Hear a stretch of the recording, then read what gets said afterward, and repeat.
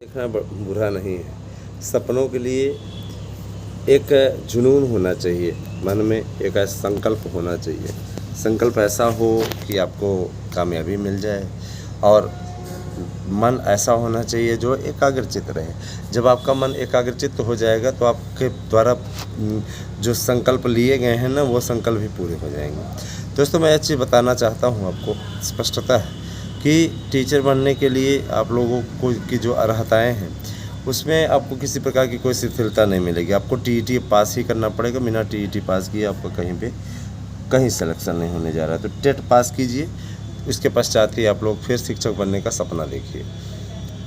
अब टीईटी 5 चरण की होगी, इस पर मुहर लग चुकी है। 5 चरण की टीईटी होगी आपको जूनियर के लिए, प्राइमरी के लिए, अपर प्राइमरी का 2 सेक्शन होगा।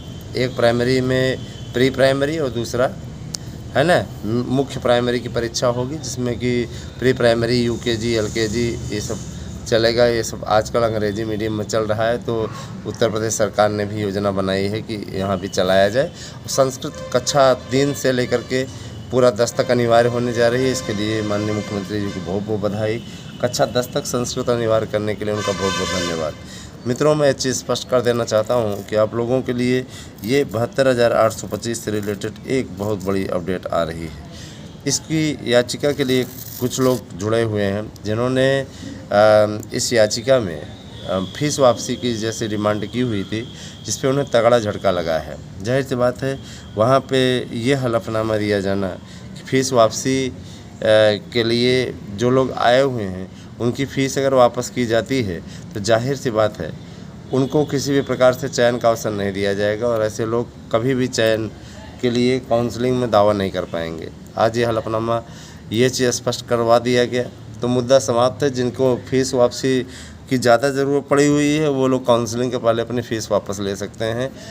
उत्तर प्रदेश सरकार ने ये मन बनाया है। जाहिर सी बात है कि इस पर बहुत बड़ी जानकारी निकल कर के सामने आ रही है। काउंसलिंग के लिए हमारे मित्रों, आप लोगों को परेशान होने की ज़रूरत नहीं है।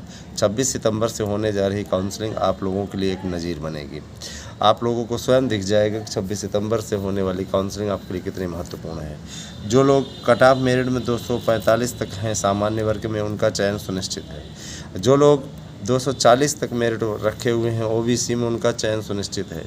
लेकिन जो लोग 220 मेरिट तक रखे हुए हैं एससी में चयनित हो जाएंगे, जबकि एसटी में सबका चयन हो जाएगा। तो मेरिट कट ऑफ आपको मैंने बता दी क्या स्थिति रहने वाली है। पहले चरण की काउंसलिंग के पश्चात जो सीटें बचेंगी उसके लिए दूसरी काउंसलिंग चलाई जाएगी, जो कि सामान्य वर्ग में 240 मेरिट तक और ओबीसी में 235 मेरिट तक रहने की संभावना है। वहीं एससी 210 मेरिट तक चयनित होने का अधिकारी हो जाएगा। 2 चरणों के पश्चात शायद ही सीटें बचें, क्योंकि इसमें काफ़ी मेरिट वाले आ जाएंगे और उसके पश्चात फिर जो भी चीज़ें होंगी, हालांकि मित्रों होने का आसार सबका है, चयनित होने का लगभग आसार सबका है, क्योंकि बहुत दिनों से चयनित होने के लिए लोग हाथ पांव मार रहे हैं और उनका ये भी सपना है कि हम बन जाएं। भाई, हर कोई नौकरी पाना चाहता है। बहुत से लोगों की उम्मीदें इसी भर्ती पर टिकी हुई हैं। मैं ये बता देना चाहता हूँ कि देखिए, जब आप पढ़ें तो इसके लिए शॉर्ट नोट्स बनाते चलें। किताबें पढ़ करके अगर आप बनाएंगे, किताबें अथेंटिक नहीं मिल रही ना, सबसे बड़ी चीज़ ये है कि कौन सी किताब पढ़ें, कौन से का माने। जब आता है प्रश्न पे आपत्ति वाला तो देखिए 50 किताबों से आता है। किसी किताब में जैसे संस्कृत है, किसी में प्रियंवदा बोली रहती तो किसी में सत्यवदा प्रियंवदा बोली रहती तो किसी में अनसुईया। और इसी मुद्दे को लेकर के 2011 का ही मैटर आप देख लीजिए, समानाधिकरण व्यतिकरण समास वाला जो मैटर उठा हुआ था, उसमें दोनों ऑप्शन सही होने चाहिए थे, लेकिन गद्धन्य है ये लोग। और हमें बाबूराम सक्सेना के ज्ञान पर दया आती है इस प्रकार के लोगों को कि किताबों को क्यों शामिल किया गया है ना।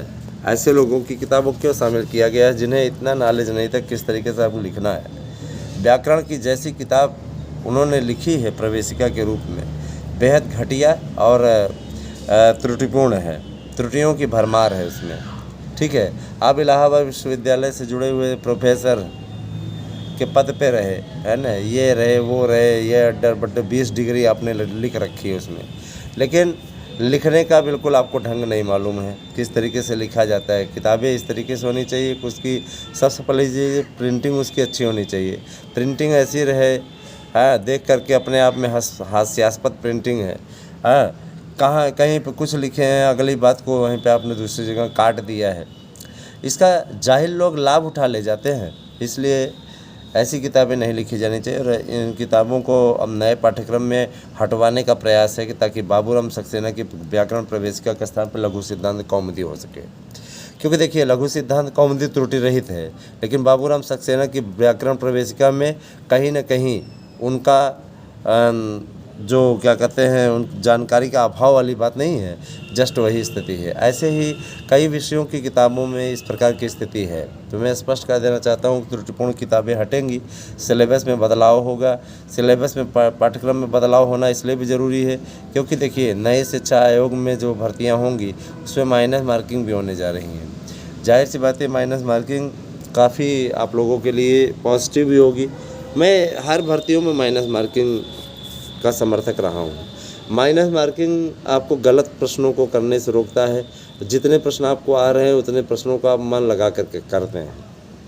माइनस मार्किंग होनी चाहिए, लेकिन माइनस मार्किंग इतनी ज़्यादा नहीं होनी चाहिए कि नंबर चाट जाए ज़्यादा से ज़्यादा, नहीं, 1/4 होनी चाहिए। 1/4 रहेगी तो ठीक रहेगा और उससे नुकसान भी नहीं होगा। लोग रिस्क लेने से भी नहीं कतराएंगे। मान लीजिए 2 ऑप्शन में से कोई एक सही लग रहा है तो कम से कम आप आराम से कर ले जाएंगे। दोस्तों, मैं ये बताना चाहता हूँ, अगर आप सभी लोग हमारे यहाँ से जुड़ कर के सार्थक नोट्स प्राप्त करना चाहते हैं, जो लोग नोट्स लेंगे उनके लिए एक उनके विषय का ग्रुप भी बनवाया जाएगा। ये भी बेनिफिट है आपको, है ना, जिस पे आप आराम से सीख सकते हैं, सारी चीज़ें क्लियर हो सकती हैं, किसी प्रकार कोई दिक्कत नहीं है। आप कोई नंबर से जुड़ जाइए, आपको इस पर बेनिफिट ही रहेगा। निश्चित रूप से अगर आप करेंगे तो आपके लिए बेनिफिट रहेगा। नोट्स ले लेंगे तो आपको प्रश्न बैंक, प्रैक्टिस सेट पेपर मुफ्त मिलेगा, OMR सीट मुफ्त मिलेगी। साथ ही 100% प्रश्न आने की गारंटी वाला गारंटी कार्ड भी आपको नोट्स के साथ ही भेजा जाएगा, जिसको आप लेकर रख सकते हैं। पेपर मिलने के पश्चात, आने के पश्चात आप कमरे पे आकर के अपना मिला लीजिए। जिस दिन 100% प्रश्न नहीं आया होगा, आपको 100 गुना पैसा एक्स्ट्रा वापस किया जाएगा। और मुखिया होने के नाते इस नोट्स का मैं इस चीज़ का वादा करता हूँ कि उसके बाद हम नोट्स देना बंद कर देंगे। ठीक है, तो जो चीज़ें हैं स्पष्ट हैं और आप लोगों को बताई जा रही हैं, जिसका अनुपालन आप कर सकते हैं। 9219166752 पर मैसेज करके आप नोट्स बुक कर सकते हैं। अगर आपको नोट्स बुक करना हो अथवा हियरिंग शुल्क या याची बनना हो, तभी मैसेज करें। आप अपने प्रश्नों की सूची भेज सकते हैं, जिस पे एक वीडियो बना दिया जाएगा। रिप्लाई कर पाना या किसी प्रकार की जानकारी के लिए रिप्लाई कर पाना संभव नहीं है, क्योंकि देखिए, हमारे पास में सिर्फ यूट्यूब चलाने का ही कार्य नहीं है। बहुत समय निकाल करके हम आपके लिए वीडियो बना पाते हैं और आपको जानकारी आप तक पहुंचा पाते हैं। प्रतिदिन आपको 20 मिनट 25 मिनट हम दे देते हैं आपके लिए अपडेट प्ले आप करके। ये हमारे लिए बहुत महत्वपूर्ण टाइम रहता है, क्योंकि देखिए, हम अध्यापक हैं, प्रवक्ता हैं, और जाहिर सी बात है कि इसके पश्चात हमारे ऊपर और भी जिम्मेदारियां हैं। परिवार वाले हैं सबसे बड़ी चीज़, और हम ये चाहते हैं कि आप सभी लोग स्वस्थ रहें, प्रसन्न रहें, तैयारी अच्छी करते रहें, नौकरी मिल जाए। बहुत से लोगों को नौकरी पिछली बार मिली तो उन्होंने हमारे पास मैसेज किया था, सर जी आपकी दुआओं से और आपके कारण से हमें नौकरी मिल गई। हमने कहा ये आपके परिश्रम की देन है, इसमें हमारा कोई योगदान नहीं है। हमने सिर्फ आपको नोट्स भर प्रोवाइड कराया, उसके पश्चात मेहनत आपकी रही और निश्चित रूप से आपको कामयाबी मिली। 728 लोगों का चयन पिछली बार हमारे नोट्स से हुआ था, और यही नहीं, 2016 में भी 200 के ऊपर लोगों का चयन हुआ था। 300 नोट्स बेचे तो 200 लोगों का चयन हुआ, अपने आप में बड़ी चीज़ है। दोस्तों, मैं ये चीज़ बताना चाहता हूँ, और 250 लोगों ने इंटरव्यू दिया था, यह भी सुन जान लीजिए। 50 ही ऐसे लोग रहे जिन्होंने सही तरीके से तैयार नहीं किया, जिसके चलते उनका इंटरव्यू में भी नहीं हुआ, वो भी नहीं हुआ। ठीक है, अच्छी स्थिति है। यह हो सकता है कि हुआ ही हो, अब हम सबका सर्वे लेके तो बैठे नहीं, लेकिन इतने लोगों ने हमसे संपर्क किया था, निश्चित रूप से उन्होंने दिया था इंटरव्यू। आप सभी लोग टीचर्स भर्ती की अच्छी तैयारी करते रहें। किसी भी प्रकार की अगर आपको दिक्कत होती है या हमारे चैनल के माध्यम से आपको कोई सहायता चाहिए, तो सहायता आपको प्रोवाइड कराई जाएगी।